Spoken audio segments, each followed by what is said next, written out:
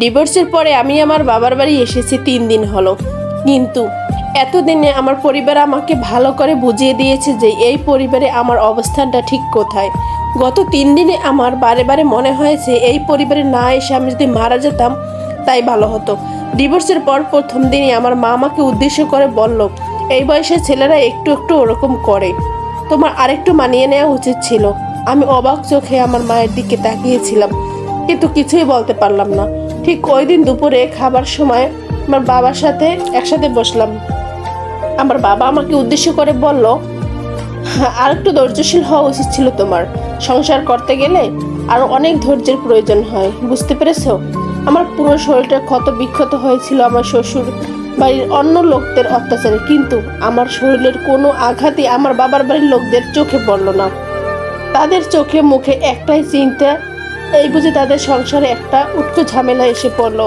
বিয়ের পর আমার স্বামীকে না জানিয়ে আমি আমার সমস্ত গহনা বিক্রি করে টাকাগুলো এনে দিয়েছিলাম আমার ভাইয়ের হাতে সরকারি চাকরির ঘুষের জন্য। অথচ সেই ভাই আমাকে বলল, তোর জন্য আমি কোথাও মুখ দেখাতে পারি না।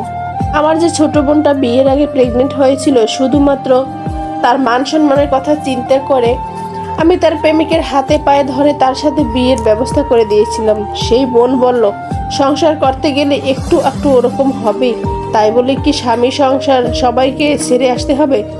আমার নাকি একদমই উচিত হয়নি। ডিভোর্সের পর সকালে আমাদের বাড়ির কাজের ছেলে রহিম, তার সাথে দেখা হয়ে গেল।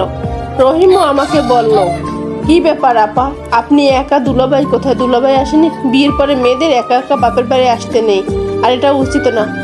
আমি একটু হেসেই বললাম, আহারে রহিম, শেষ পর্যন্ত তুইও কলেজ ভার্সিটিতে পড়ার সময় যে শিউলির মাকে 1000 বার বাজার করে দিয়েছি।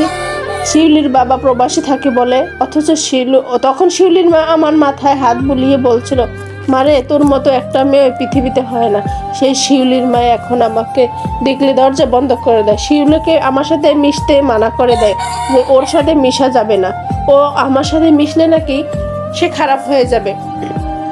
আমার বাবার বাড়িতে আসার 3য় দিন আমার বাবার এক বন্ধু এসে বলল, তার কাছে একটা ভালো পাত্রের সন্ধান আছে। পাত্রের বয়স 70 কি 75, স্ত্রী মারা গেছে, 20 বছর হয়েছে। সন্তানদের কথা ভেবে ভদ্রলোক আর বিয়ে করেনি। এখন সন্তানরা বড় হয়ে গেছে, সবাই বিদেশে থাকে, যে যার মতো করে, তাই সে নিঃসঙ্গতা কাটাতে এখন বিয়ে করবে। এই কথাটা শুনে আমি আমার বাবা মায়ের চোখে মুখে আনন্দের ছাপ দেখতে পেয়েছি, আর মনে মনে ভাবতে লাগলাম, এই সংসারে আমার অবস্থানটা ঠিক কোথায়, আসলে ঠিক কতটুকু ধৈর্য ধরলে আমার সংসারটা ঠিক মতো চলতো, মানে আমি সংসারটা ঠিক মতো করতে পারতাম, আমি নিজেও বুঝতে পারতেছি না আসলে।